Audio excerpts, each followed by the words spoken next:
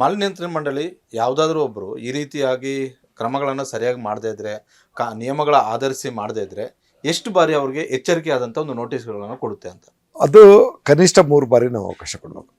ಒಂದು ನೋಟಿಸ್ಗಳನ್ನ 3 ಬಾರಿ ಕೊಡಬೇಕು. ಅದಾದಮೇಲೆ ಅವರು ಅದಕ್ಕೆ ಸಮಂಜಸವಾಗಿ ನಡ್ಕೊಳ್ಳಿಲ್ಲ ಅಂತಂದರೆ ಆಗ ನಾವು ನಿರ್ಣಯಿಸೋದಕ್ಕೆ ಒಂದು ಪರ್ಸ್ನಲ್ ಹಿಯರಿಂಗು ಕರಿತೀವಿ. ಅದು ಪರ್ಸ್ನಲ್ ಹಿಯರಿಂಗ್ ಕರೆಯೋದು ಯಾರಿಗೆ ಅಂದರೆ, ಯಾರು ಕನ್ಸೆಂಟ್ ತೊಗೊಂಡಿದ್ದಾರೆ ಅವರು ಇವ್ರ ಪರ್ಸ್ನಲ್ ಹಿಯರಿಂಗ್ ಕೊಡೋಂಥ ಅವಶ್ಯಕತೆ ಇಲ್ಲ. ಯಾಕೆಂದರೆ ತಗೊಳ್ಳದೇ ಇರೋದ್ರಿಂದ SLECಗೆ ಇಡ್ತೀವಿ. ನೋಡಿ, ಈ ಥರ ಒಂದು ಸಂಸ್ಥೆ ಈ ಥರ ಕೆಲಸ ಮಾಡ್ತಾಯಿದೆ, ಇದು ತಪ್ಪಿದೆ ಅಂತ ಅನ್ನೋದನ್ನ ಅಧಿಕಾರಿಗಳು ವರದಿ ಇಡ್ತಾರೆ. ಆಗ ನಾವು ಬೋರ್ಡ್ ಆಫ್ ಡೈರೆಕ್ಟರ್ಸ್ ಎಲ್ಲರೂ SLEC ಮೀಟಿಂಗಲ್ಲಿ ನಿರ್ಣಯಕ್ಕೆ ಬರ್ತೀವಿ, ಇದಕ್ಕೆ ಏನು ಮಾಡಬೇಕು, ಹೇಗೆ ಮಾಡಬೇಕು ಅಂತಂದ್ಬಿಟ್ಟು. ಇಲ್ಲ, ಇದನ್ನು ಪೂರ್ಣ ಪ್ರಮಾಣದಲ್ಲಿ ನಿಲ್ಲಿಸಲೇಬೇಕು, ಇದನ್ನು ಕ್ಲೋಸ್ ಮಾಡಿಸ್ಬೇಕು ಅಂತ ಅಂದ್ಬಿಟ್ಟು ನಿರ್ಣಯ ಬಂತು. ಅದರಂತೆ ಮಾಡಿದ್ದೀವಿ ಅಷ್ಟೆ.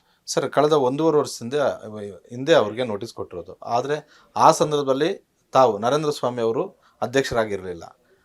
ನೀವು ಅಧ್ಯಕ್ಷರಾದ ಬಳಿಕ ಮತ್ತೆ ಇದು ನಿಮ್ಮ ಮುಂದೆ ಬಂತ ಈ ಫೈಲ್ ಮೊದಲಿಂದ ಇದೆ. ಫೈಲ್ ಏನಂತಂದರೆ, ಇದು ನಾನು ಅಧ್ಯಕ್ಷನಾಗಿ ಬರೋದಕ್ಕೂ ಮೊದಲಿಂದ ಫೈಲು ಹಾಗೆ ಆಮೆಗತಿನಲ್ಲಿತ್ತು. ನಾನು ಕಡತಗಳನ್ನೆಲ್ಲ ಲಾಂಗ್ ಪೆಂಡಿಂಗ್ ಫೈಲ್ಸ್ಗಳನ್ನೆಲ್ಲ ನೋಡ್ತಾ ಹೋದೆ. ಇನ್ನೂ ಇದೆ ಭಾಳ ಲಾಂಗ್ ಪೆಂಡಿಂಗ್ ಫೈಲ್ಗಳು. ಅದು ನೋಡಿದಾಗ ಇದು ಒಂದು ಗಮನಕ್ಕೆ ಬಂತು. ನಮಗೆ ಗೊತ್ತಿಲ್ಲ ಇದೇನು ಎತ್ತ ಅಂತ. ಲಾಂಗ್ ಪೆಂಡಿಂಗ್ ಫೈಲ್ಗಳನ್ನೆಲ್ಲ ಸ್ವಲ್ಪ ಪ್ರೊಸೆಸ್ ಮಾಡಿರಿ ಅಂದೆ. ಆಗಸ್ಟಲ್ಲಿ ಹೇಳಿದೆ, ಸೆಪ್ಟೆಂಬರ್ಲಿ SLEC ಮುಂದೆ ಬಂತು. ಸೆಪ್ಟೆಂಬರ್ 16 ಇದನ್ನು ನಿರ್ಣಯಿಸಿದ್ವಿ. ಆದೇಶನ 6ನೇ ತಾರೀಕು ಕೊಟ್ಟಿದ್ವಿ. ಇನ್ನೇನು ಹೇಳಬೇಕು ಇಲ್ಲಿ? ನೀವು ಆದೇಶ 6ನೇ ತಾರೀಕು ಕೊಟ್ಟಿದ್ದೀರಾ, ತದ ಬಳಿಕ ಅವ್ರು ಕೋರ್ಟ್ಗೆ ಹೋದ್ರೆ? ನನಗೆ ಅವ್ರು ಯಾವಾಗ ಹೋಗಿದ್ದಾರೆ ಏನಾದ್ರು ಕೋರ್ಟಲ್ಲಿ ಮ್ಯಾಟ್ರ್ ಇದೆ ಅನ್ನೋದು ಗೊತ್ತಾಯ್ತು ನಮ್ಮ ಅಡ್ವೊಕೇಟ್ ನನಗೆ ಹೇಳೋದ್ರಿಂದ.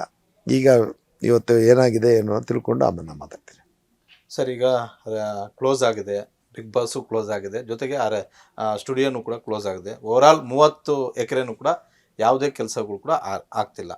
ಈಗ ಅವರು ಒಂದು ವೇಳೆ ನಿನ್ನೆ ರಾತ್ರಿಯಿಂದ ಆದಂತಹ ಒಂದು ಘಟನೆಗಳ ಹಿನ್ನೆಲೆಯಲ್ಲಿ ನರೇಂದ್ರ ಸ್ವಾಮಿ ಅವರಿಗೆ ಯಾರಾದರೂ ಒಬ್ಬರು ಕರೆ ಮಾಡಿ ಏನಾದರೂ ಒಂದು ಮನವಿ ಮಾಡ್ಕೊಂಡ್ರ ಅಂತ, ಮಂಡಳಿ ಅಧ್ಯಕ್ಷರಾಗಿ?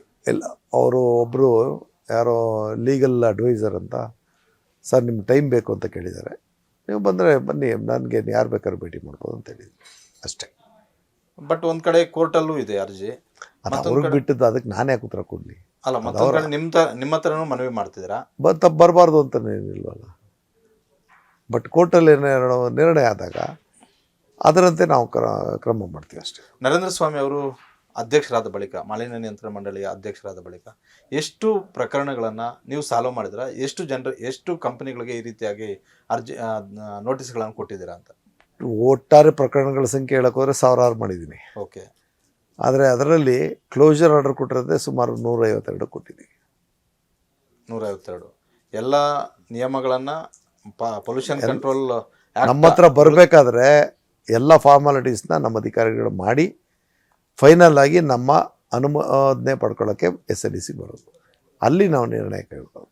ಸರ್, ನಿಮ್ಮ ಮುಂದೆ ಈ ಫೈಲ್ ಬಂದಾಗ ನೇರವಾಗಿ ಕೇಳ್ಬಿಡ್ತೀನಿ ಸರ್, ಹಾಗಾದರೆ ಇದು ಬಿಗ್ ಬಾಸ್ ನಡೆಯುವಂತಹ ಸ್ಥಳ ಅಂತ ಗೊತ್ತಿರಲಿಲ್ವಾ? ಯಾವ ಕಾರಣಕ್ಕೂ ಯಾರಿಗೂ ಗೊತ್ತಿಲ್ಲ. ನಮ್ಮ ಮಂಡಳಿಯ ಒಬ್ಬ ಸದಸ್ಯನಿಗೂ ಗೊತ್ತಿಲ್ಲ. ಇದು ಓವರಾಲ್ ಎಷ್ಟು ಜನ ಇರ್ತೀರಾ ಸರ್ ಮಂಡಳಿಯಲ್ಲಿ? 26 ಎಲ್ಲದು ಉನ್ನತಾಧಿಕಾರಿಗಳು ಆನ್ಲೈನಲ್ಲೂ ಬರ್ತಾರೆ, ವಿಡಿಯೋ ಮುಖಾಂತರನೂ ಬರ್ತಾರೆ. ಅಲ್ಲಿ ಫಿಸಿಕಲ್ ಪ್ರೆಸೆನ್ಸ್ ಇರುತ್ತೆ.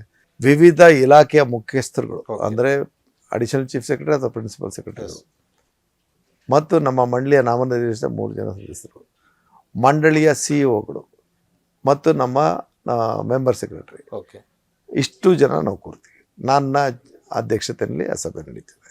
ಇಷ್ಟು ಜನ ಕೂತು ಹಾಗಾದರೆ 6ನೇ ತಾರೀಕು ಈ ನಿರ್ಧಾರ ತಾವು 16ನೇ ತಾರೀಕು ಸೆಪ್ಟೆಂಬರ್ 14 ಸೆಪ್ಟೆಂಬರ್ 14 ಈ ನಿರ್ಧಾರ ತಗೊಂಡಾದ ಮೂಲಕ ನೀವು ನೋಟಿಸ್ ಕೊಟ್ರಿ,